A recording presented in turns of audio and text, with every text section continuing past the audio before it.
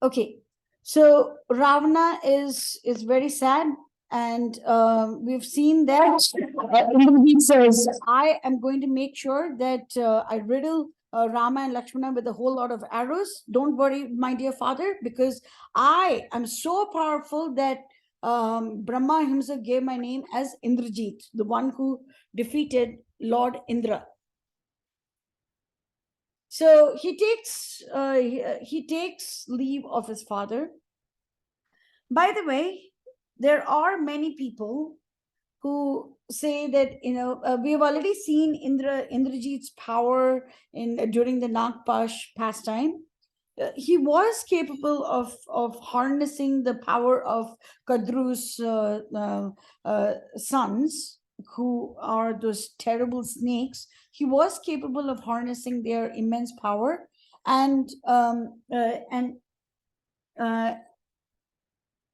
and so he's not an ordinary Rakshasa. He's not like someone else, but still he did not defeat the Lord. We have already seen that as well. And many people think that, oh, he's such a lovely son. He's such a great son as well. He is not, because a great son would have encouraged his father to follow the path of righteousness and not follow the path of unrighteousness. That is the duty of a son. So just as how Prahlad Maharaj repeatedly stood up for his belief in Lord Narayana, he repeatedly said that Vishnu Smaranam, it's that Shravanam, Kirtanam, Vishnu Smaranam, Padasevanam, Archanam, Vandanam, Dasyam, Sakyam, Atmanivedanam. This is the path of bhakti. This is what we are supposed to follow. No, Father, I'm not going to worship you. I am going to worship only Lord Hari. He constantly said this. This is the duty of a son. Now, Prahlad Maharaj, there is no son as great as him, because even though he had a Rakshasa, a literal Rakshasa as his father, he continued to preach. He continued to preach the love of the Lord to his own father. Even though the father tried in multiple ways to kill Prahlad Maharaj, he continued to say, "No, my dear father, you have to worship Lord Narayana." He continued to say that. So this is the greatness of a son. And Indrajit did not do anything even remotely close to this.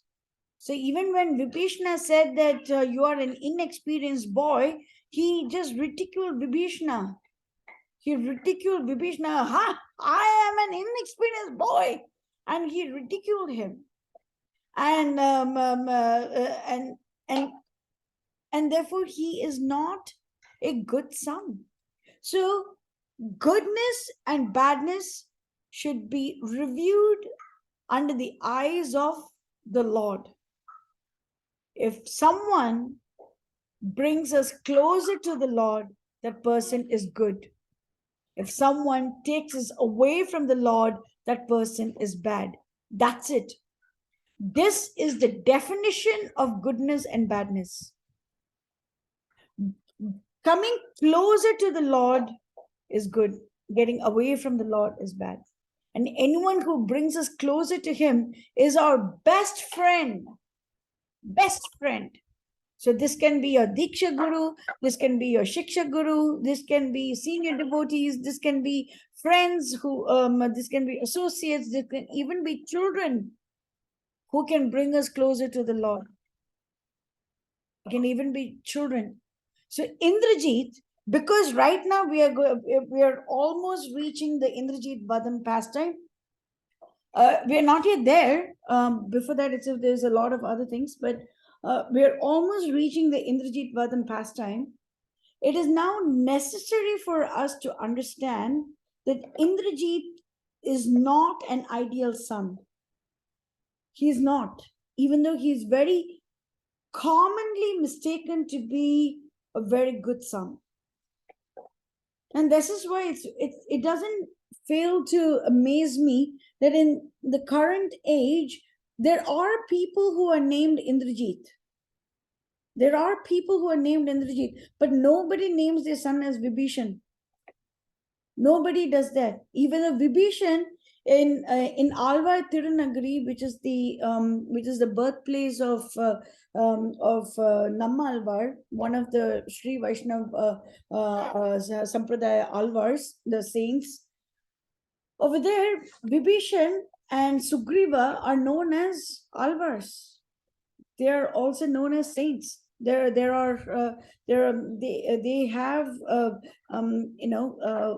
murtis and all that as well for Vibhishana and Sugriva. The first time I've ever seen a murti of Vibhishan and Sugriva, and because they are in Sakya Rasa, the Lord treats them as his friends. They have the opportunity to hug the Lord. We will see that in Uttarakhand when the Lord hugs them and weeps. He literally weeps for his friends. Lord weeps, and over there, Sugriva and Vibhishana are known as Alvars. They're known as saints. They are great bhaktas, and yet foolish people name the children as Indrajit, who was very rude and inimical to his own uncle, the only person who was in the path of righteousness and who wanted to bring his own father in the path of righteousness.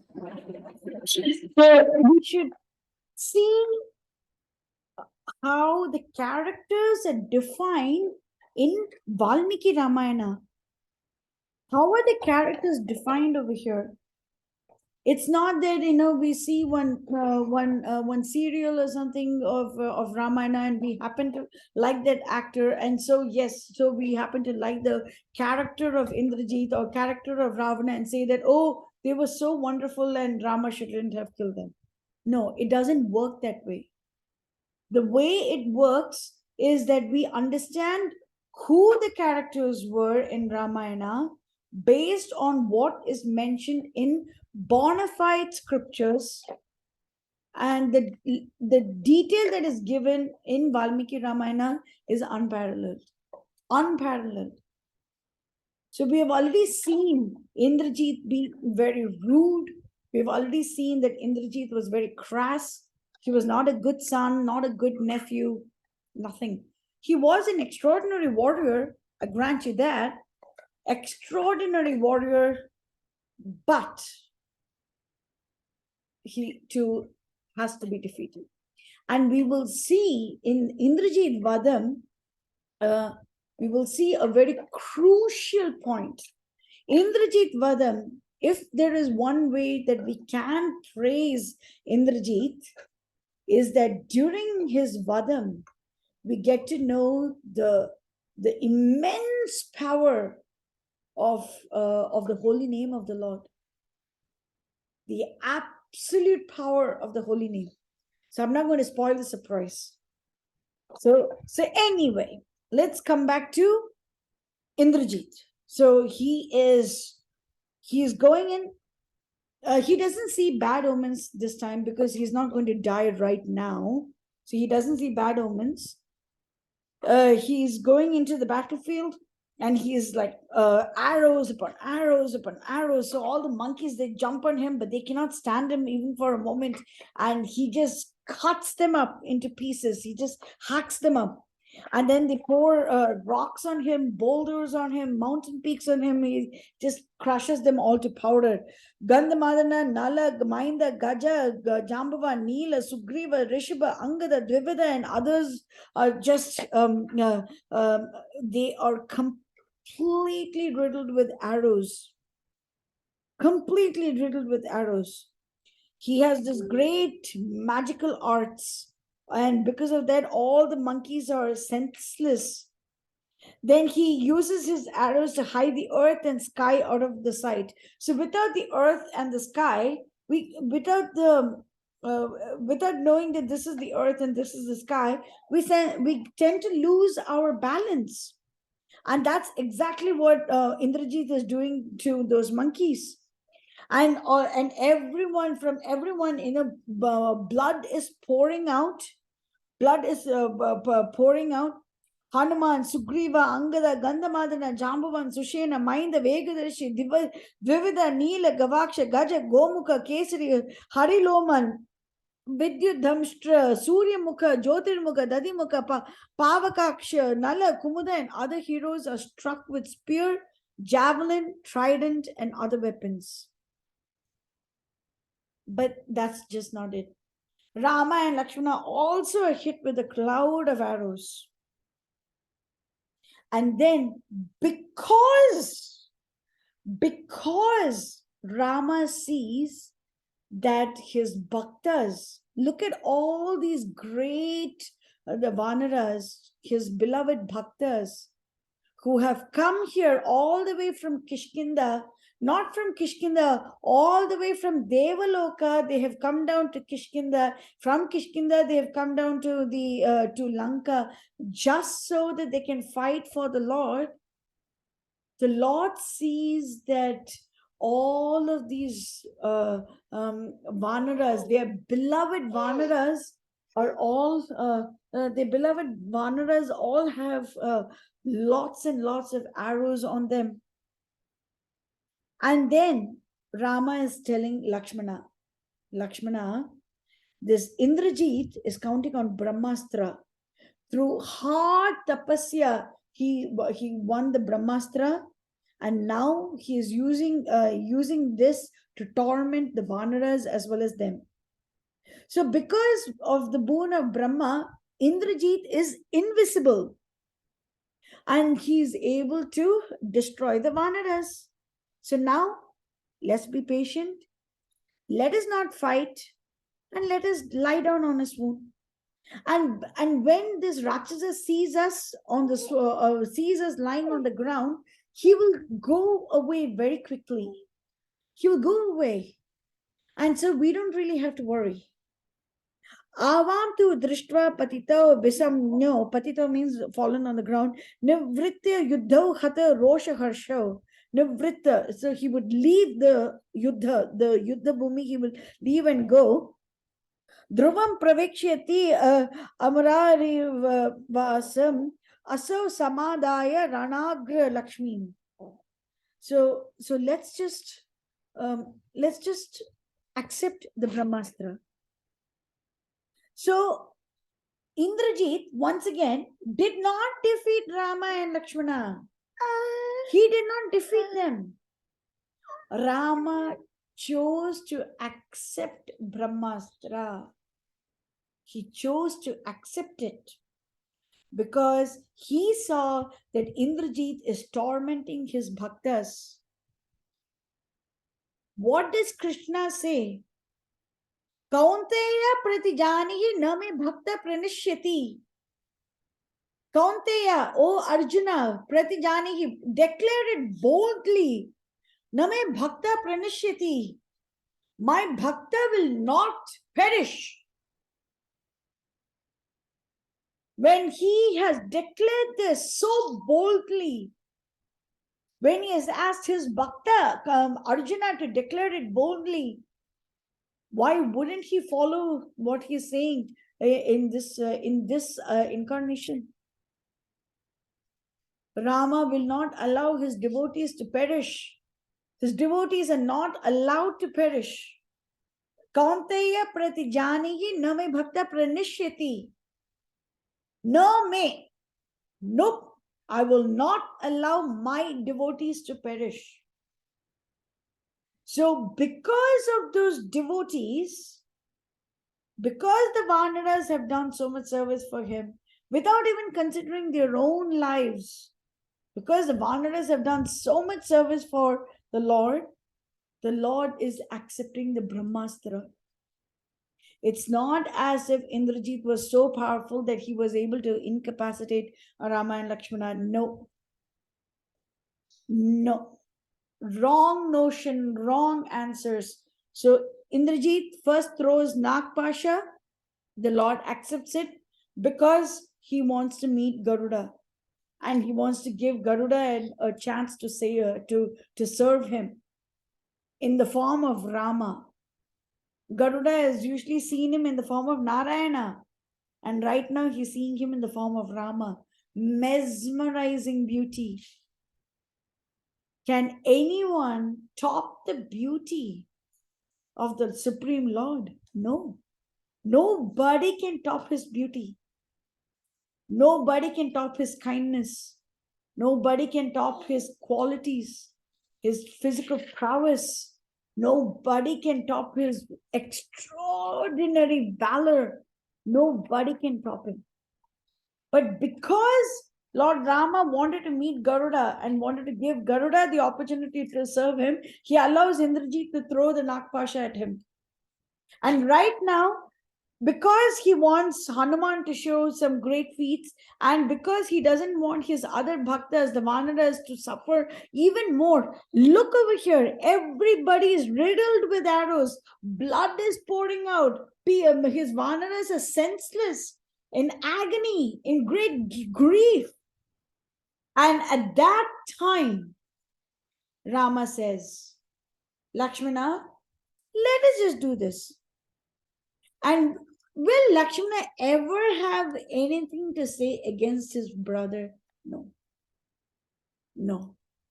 Lakshmana knows Rama's mood. He will accept every problem, everything on himself, if only it means that his bhaktas do not have to take them up.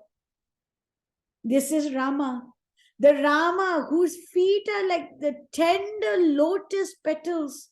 Lotus petals, if you try to tear them up, they will tear up very easily because they're so tender, so mild, so precious, so pure.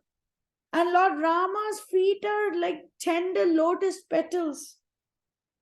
And with these tender lotus petal-like feet, he walked on thorns.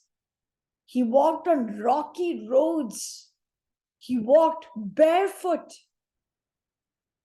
in the forest. Why? Because he wants his bhakta to get his darshan. Just for that, he would do all these things. Just for his bhaktas, he will do it.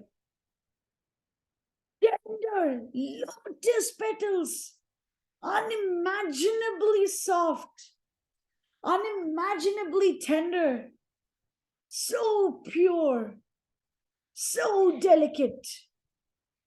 This is Lord Rama's feet. And he walks on thorns. And now, for the sake of his bhaktas, the Vanaras, Rama and Lakshmana accept the arrows of Indrajit. They accept the Brahmastra. And their ruse is promising. Because like Indrajit, he says, oh, hooray, I have killed Rama and Lakshmana. And then he rushes off into Lanka. He rushes off. So, this is the lengths to which the Lord will go to protect his bhaktas. The length. Taking the very powerful Brahmastra on himself, just so that his bhaktas are protected. So the Lord who can take the Brahmastra on himself to protect his bhaktas, of course he will do the same thing for Parikshit Maharaj as well. Of course, yes, he will do it. Because this is who the Lord is.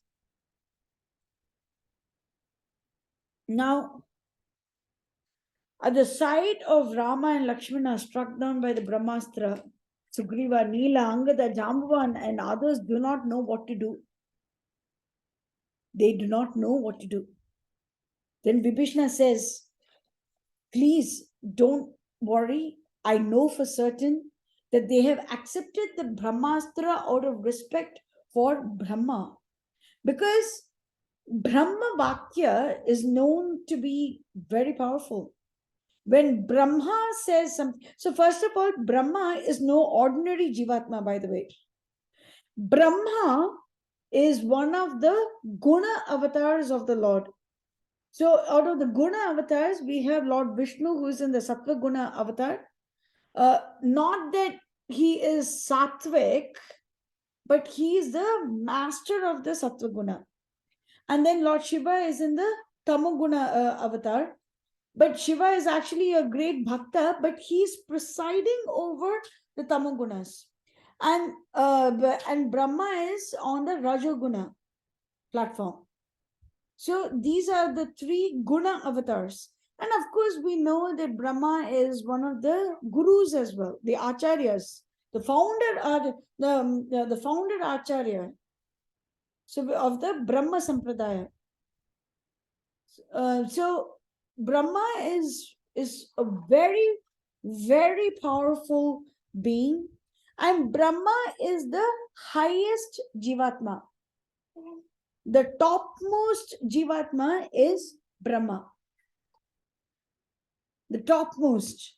So when Brahma says, Brahma gives a promise, that promise is a promise. The promise is a promise. Of course, the Lord is capable of thwarting Brahma's promise as well, but he doesn't do that. He doesn't do that because he wants to make sure that his little bhaktas' words are kept honest, kept true. So when Brahma, when he gives the Brahmastra, the promise is that it's very powerful. That is the promise. It is an extremely powerful tool, and therefore Rama and Lakshmana are just merely accepting it out of their fondness for Brahma, out of their respect for Brahma. That's why they have accepted the Brahmastra. Then what happens? Then Vibhishna and Hanuman. Vibhishna and Hanuman, they go from they go around. They are seeing, what is the damage. Vibhishna and Hanuman are taking a look at what is the damage.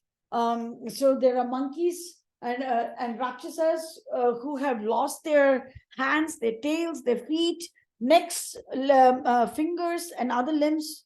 They're all pouring down with blood. And there were Vanaras who were very famous, and now they don't even have their lives. And 67 crores of Vanaras were sent to doom in just 2 hours.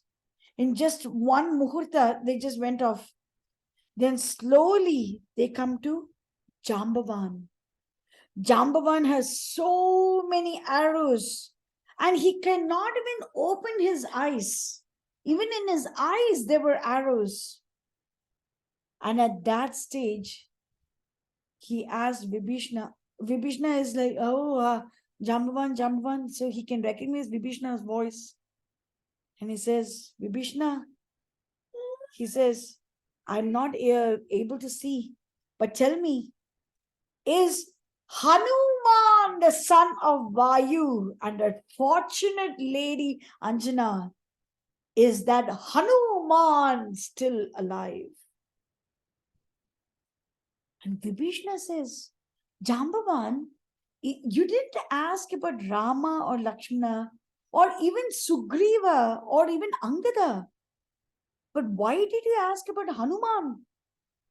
Then Jambavan says, Asmin jivati vire tu hatam apyahatam balam Hanuman yujjitta prane jivanto api mrita vayam.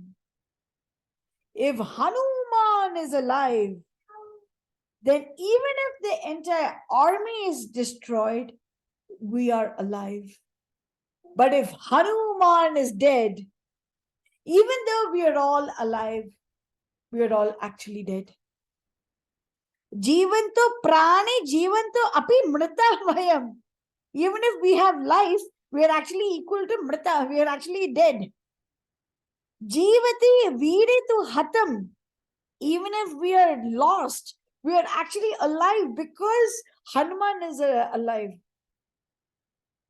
Pahi Rama Duta Jagat Prana Kumara. Hanuman is Prana Kumara. We saw this in Sundarakanda. We saw this in Sundarakanda when the lives of all the Ayodhya Vasis, the lives of all the Kishkinda Vasis are in Hanuman's hands. So now Hanuman thinks, what should I do? What should I do? And he goes and finds Sitama. And over here, Jambavan says, even if we are on the brink of death, as long as Hanuman is alive, we are all alive. But if Hanuman is dead, even if we are alive, we're as good as dead. We're as good as dead.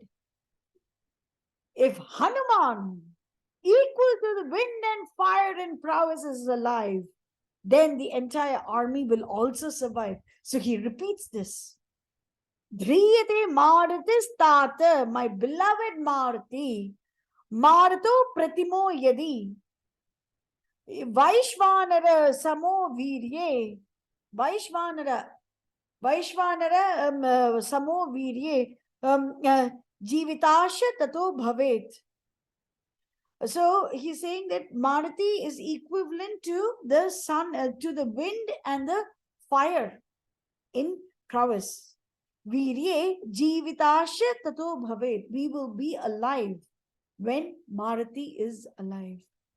So see, even in the state of utter pain, with eyes full of arrows, limbs all pierced, knowing that Rama and Lakshmana have also accepted the Brahmastra and they are not going to do anything right now. And 67 crores of monkeys are all incapacitated. Despite knowing all of this, Jambavan has hope because Hanuman is there. See, wherever Hanuman is, the very presence of Hanuman is a symbol of hope, is a symbol of joy in the hearts of all the bhaktas. And wherever Hanuman is, it's a symbol of great terror, the hearts of all the Rakshasas. All the Rakshasas quake with terror, but all the bhaktas love Hanuman. So without the love of Hanuman, without loving Hanuman, we can never even understand what is Sita Rama Prema. We can never understand what is the love between Rama and Sita without first loving Hanuman, because Hanuman is the Guru. So we have to first understand the Guru, and through the Guru, we can understand the Supreme Lord. So always through the Guru, and that is very important. So now Hanuman, he doesn't immediately, leap with joy. Oh, I'm so powerful. I'm so wonderful. No. With great humility, Hanuman touches the feet of Jambavan and says, Jambavan, I am here. Please tell me, what can I do? What should I do right now? You please give me this information. And then Jambavan is so happy to hear such sweet words coming from Hanuman. And he says, only you, my dear brave Bhakta, only you can accomplish this wonderful task. Only you can remove the danger that has befallen Rama and Lakshmana through the arrows of Indrajit. Only you are capable of doing it.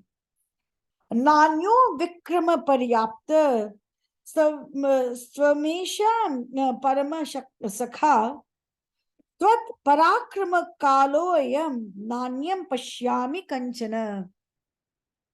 Only you are capable of doing it. And then he says, from here, there is a mountain called the Himalayas. During the Samudra Manthan time, during the Samudra Manthan time, from the ocean of milk emerged wonderful medicinal herbs. And these herbs, because the devatas understood the potency of these herbs, they said that they should be kept at a very at a very amazing place, very well protected place in Himalayas. See, Himalayas, is naturally, it is very beautiful. It is the abode of Lord Shiva as well. So Bhakta is always there. There's so many sages, so many ascetics that are continuously doing their tapasya in Himalayas. And because of the radiance of their tapasya, things can be constantly protected. Things can be protected. So there is a mountain called Rishabha, and it has peaks of gold. And beyond that are the tops of Mount Kailasa. So between Rishabha and Mount Kailasa is this mountain of magical herbs. And on it, there are 4 different herbs: Vishalyakarani, Swarnakarani, Sandhani, and Mrit Sanjeevani. Vishalyakarani is meant to remove all the arrows. So whatever is external stuck in the body, it would remove all of that. Suvarnakarani, that means if something is wounded or scarred or something like that, Suvarnakarani makes it back to normal, in a complete whole. Then Sandhani, that means that if there are broken limbs, then the broken limbs are automatically attached. That is known as Sandhani. And then we have Mrita Sanjeevani. That means the one that can revive the dead. And right now, all 4 herbs are required to survive. I don't know how, but 3 of these herbs, everybody has forgotten them. And they just say, oh, Hanuman went to the Himalayas and got the Sanjeevani booty. What Sanjeevani booty? It is not just Sanjeevani. It is 4 herbs: Vishalyakarani, Suvarnakarani, Sandhani, and Mrit Sanjeevani. These are the 4 herbs that were required to counteract all of this Brahmastra. Hanuman says, okay. By the way, there is no time limit. I know that some people have said, the time limit is within sunrise, he has to come back and all this stuff. There is no time limit, because Hanuman is very fast while flying, and he can easily come back very quickly as well. So Hanuman grows and grows and grows. He becomes very powerful in energy, strength, and courage. Then he stands on top of Mount Trikuta, and then he presses his feet. He presses his feet just for that momentum to course through the sky. The tops are all shattered by his force. He roars. Everyone in Lanka is filled with fear, and they're all full of wonder. Hanuman tells Lord Rama, Rama, the only thing that I'm praying for is that my service should be successful to you. That's it. And then he waves his tail, lays back his ears, opens his mouth, and then he springs into the sky. He stretches his arms like this huge serpent. We saw that when he flew towards Lanka, he was known to be like the 5-hooded serpent. The 5-hooded serpent emerging from a huge mountain. That was his description. And over here, saying that he's like Garuda in prowess. He's just like the Vainateya. And this is the one place in Valmiki Ramayana where Hanuman is compared to Sudarshana Chakra. This is the one place. I told you in Sundara Kanda that Hanuman is going to be compared to Sudarshana Chakra. This is that one place where he is compared to Sudarshana Chakra. Then mountains, peaks, lakes, rivers, tanks, everything pass under him in rapid survey. They all pass it. Now, in a very short time, Hanuman comes into view, waterfalls and white peaks and woods and all that. And then he sees the abode of Brahma. See, look at this one. So instead of traveling directly from Lanka to Himalayas in the atmosphere, he is going much above that, because he's seeing the abode of Brahma, he's seeing Kailasa, the abode of Indra, that is Svarga, the place where Rudra shot his arrows against the Tripurasura, and then where Lord Hayagriva is adored, the place where Brahma, one of the heads of Brahma was cut by Rudra. So Brahma had 5 heads, and now our current Brahma has only 4 heads. So one of the heads fell off, and that place. Then Graminis, wherever they do the sun, wherever the sun comes in at every month. The spot where Indra obtained his Vajra, the abode of Kubera, the place where Vishwakarma hacked the portions of Surya's rays to please Lady Chaya, where the place where the lords worship Brahma, the place where the bow of Shiva was kept, the path that goes to the underworlds, Mount Kailasa, Rishabha, all of these things Hanuman sees, and then finally he sees the mountain of magical herbs. So instead of flying in the ordinary atmosphere, Hanuman is literally going through the Satyaloka. It's far quicker. He's just going like that. He's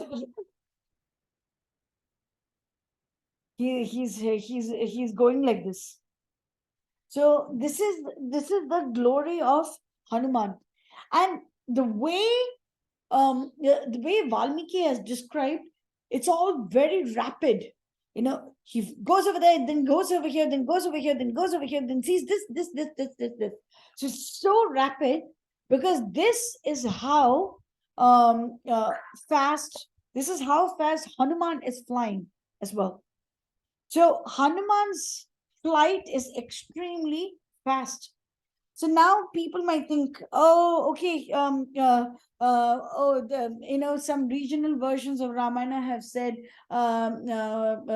Ravana sent a asura by the name of Kalanemi, and Kalanemi stopped Hanuman, and there was this Makar, there was this crocodile.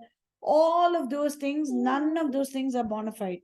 The only bona fide Kalanemi is the previous birth of Kamsa, because this is mentioned in Bhagavatam himself, Bhagavatam itself, that Kamsa was previously known by the name of Kalanemi, and he wanted to kill his 6 sons, and those 6 sons were born as the 6 sons of Mother Devaki, and therefore he killed them. So these stories are all mentioned in Bhagavatam. Let's not concoct stories. Let us just go with all the stories that are mentioned in Bhagavatam and Valmiki Ramayana and Puranas and other bona fide scriptures. We don't need to create new stories. So in Valmiki Ramayana, there is not only Valmiki Ramayana, in no Purana has it been mentioned that there was an asura by the name of Kalanemi who tried to stop Hanuman. There is no mention of that at all. Absolutely nothing like that is mentioned.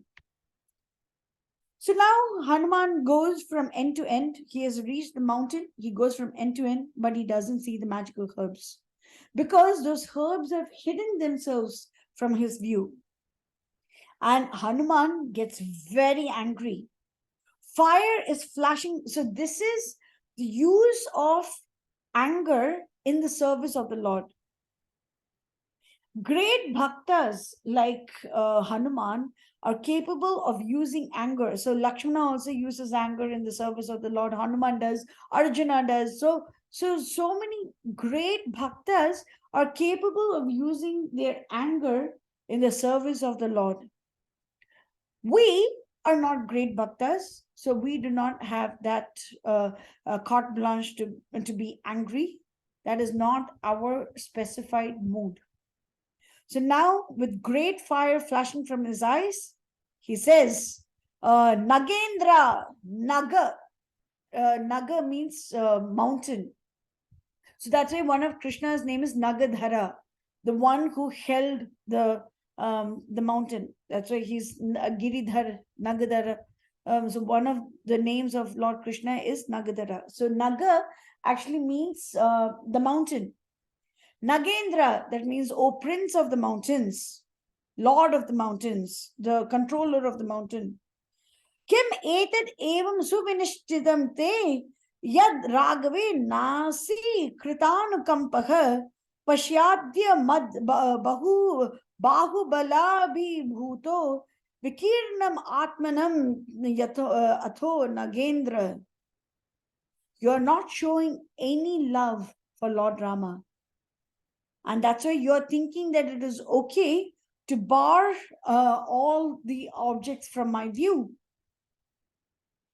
And that is not fair. And so Hanuman gets very angry. He takes a hold of the mountain peak and he tears it from with its very roots. Along with groves, animals are still there, oars are there, peaks, tops, celestials are also there. But he carries all of them. He passes the tail through its middle, tears it. All the devatas and asuras tremble in fear. But all the celestials are saying, oh, wow, Hanuman, this is so great. You're so great. And Hanuman returns just like Garuda. And Hanuman is shining with the radiance of the sun. And he bears aloft in the path of the sun.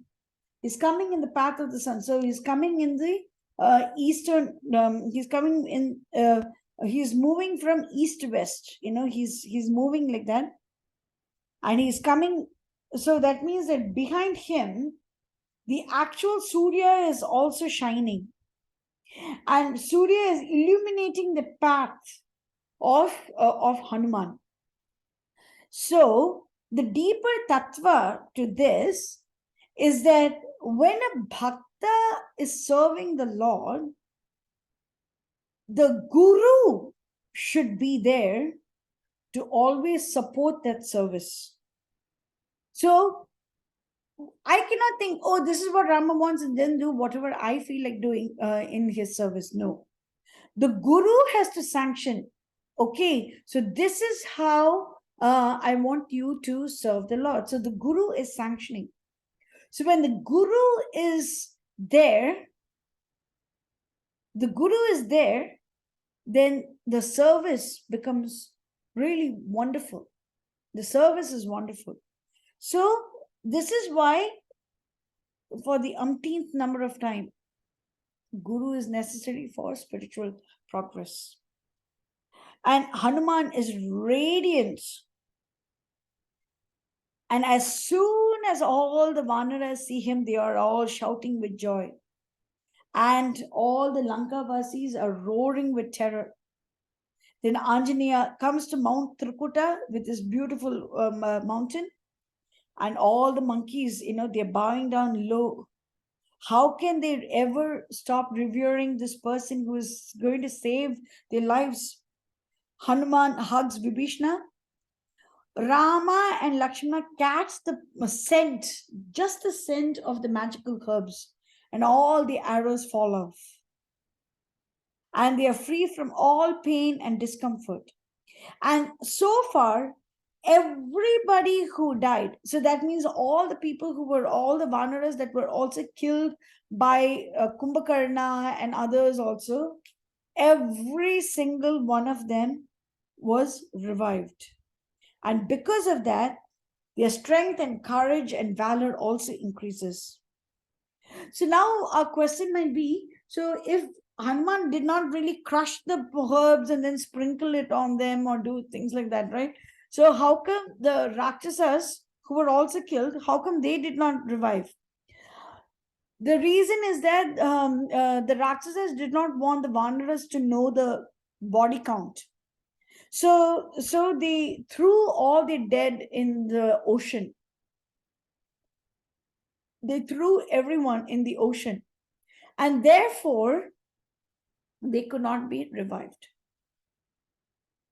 And then Hanuman, because these herbs do not belong to just one person, these herbs are there to protect this entire humanity.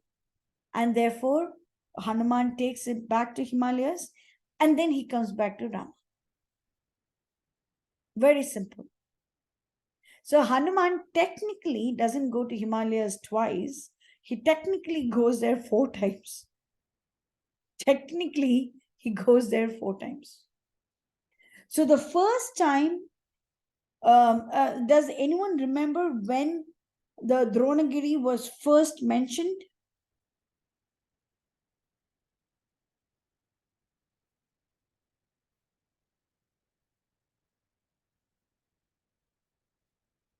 The first time it is mentioned by Sushena during the Nagpash pastime. And over there he says that, Hanuman can go, Panasa can go, and they can bring the and they can bring all of these wonderful herbs. And before that itself, of course, we know that Garuda comes in and they're automatically revived. But right now, right now, the most important thing is that Hanuman was given the service and he goes to Himalayas and then he comes back, revives them, then he goes, places the herbs back over there, and then he comes back again. So this is very important to remember.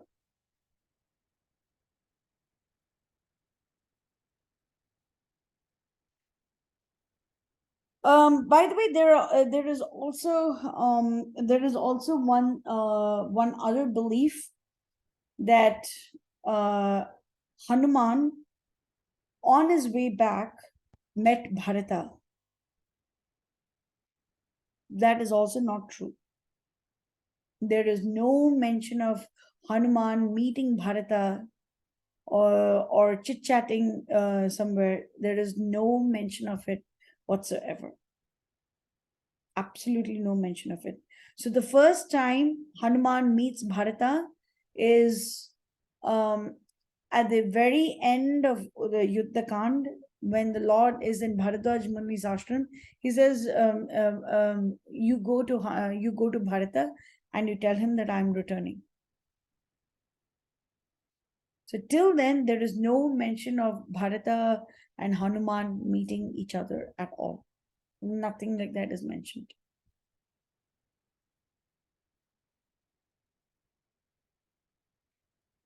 So this is the second time Lanka is burnt. So first time, of course, we know at the end of Sundarakand, Hanuman burns the entire city of Lanka. And then Sugriva, right now, after the first trip of Hanuman from the Himalayas, after Lord Rama and Lakshmana were incapacitated in the Brahmastra, after they accepted the Brahmastra, at that time Sugriva tells Hanuman, now Atika is dead, Kumbhakarna is dead, Mahodar, Mahaparsh, then Narantak, Devantak, Trisharas, all of them are dead. And so right now we should think that it is quite likely that Ravana himself is going to come outside. We shouldn't let this happen. So let us all enter Lanka and let us burn it. So the monkeys take advantage of the darkness. They enter Lanka. They set fire to the roads and mansions and turrets and towers and everything. So whatever so we know that just a couple of weeks ago, Hanuman burnt the entire city, and then Rama and Lakshmana came to Mount Subela. At that time, they saw that everything was looking very beautiful. So, which shows that Hanuman, by some magical methods, he reconstructed the whole of Lanka, and now once again, Lanka is completely burnt. So the roads, mansions, everything is gone. The houses are reduced to ashes, and all the pillars also were studded with gems, pearls, corals. Everything was burnt. It was melted, and they just poured out. And it took them only one muhurta, just like 1.5 hours. That's it. And it looked as if the whole of Lanka was just dissolved in Kalagni. And the Rakshasi's cries could be heard back in the mainland. Back in the mainland. That means across 100 yojanas away. That is how loud the Rakshasi's cried. See, when the ruler is righteous, a ruler like Dashratha, for example, is righteous, the people do not lament at all.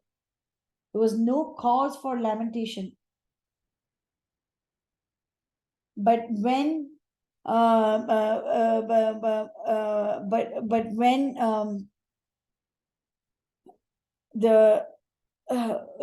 when the ruler is unrighteous, it is a cause for great lamentation. The women are crying. They have lost their husbands, their brothers, their maybe even the fathers as well as their sons. They have lost everyone. Their nephews, they have lost everyone. And they are just crying and crying and crying. Incidentally, Hanuman right now is not concerned about Mother Sita because he already knows fire cannot burn fire. Sita Ma is pure fire. Pure fire. She is so hot that even Agni cannot touch her. She's so hot. Agni is also burnt when Agni cannot singe even a single strand of Sitama's hair. She is pure fire. Pure.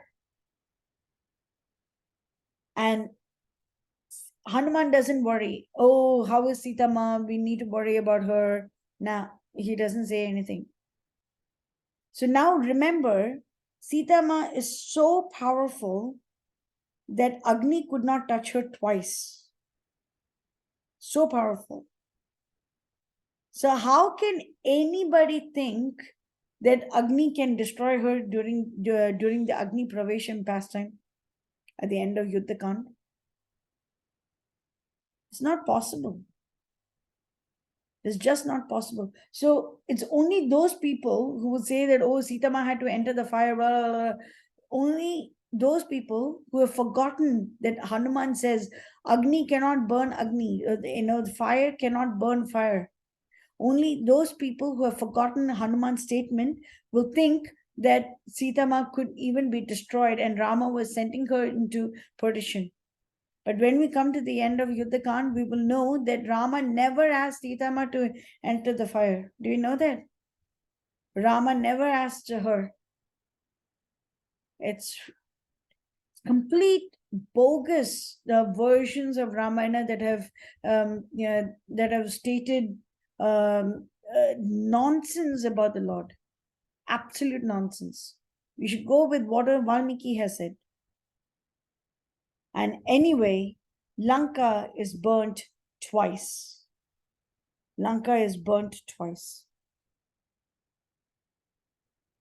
I think from this one onwards, we can probably do tomorrow.